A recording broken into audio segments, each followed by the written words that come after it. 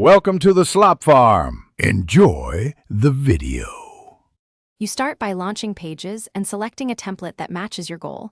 Pick a blank or a built-in layout to save time. Once chosen, name the document and decide whether to save to iCloud or local drive so versions sync or stay private. Make sure auto-save is on. This prevents loss. Now scan the toolbar. You'll use Format, Arrange, and Media. These are your primary controls to insert text, images, and layout blocks. You'll add content by typing directly or inserting text boxes for flexible placement. Use the Format sidebar to apply paragraph and character styles so your headings stay consistent. Then drag images from photos or insert choose. Pages intelligently wraps text. Adjust wrap settings to fit. Once elements are placed, use Arrange to align, distribute, and lock items. This keeps layout stable.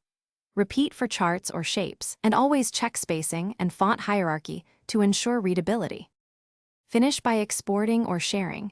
Choose File Export to and pick PDF, Word, or EPUB depending on the recipient. PDF preserves layout and fonts. For live collaboration, hit Collaborate and invite contacts. Make sure permissions are set correctly. If something goes wrong, like missing fonts or layout shifts, export to PDF as a quick fix.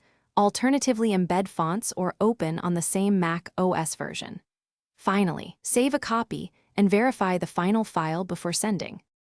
Thanks for watching. Consider subscribing if we helped you today.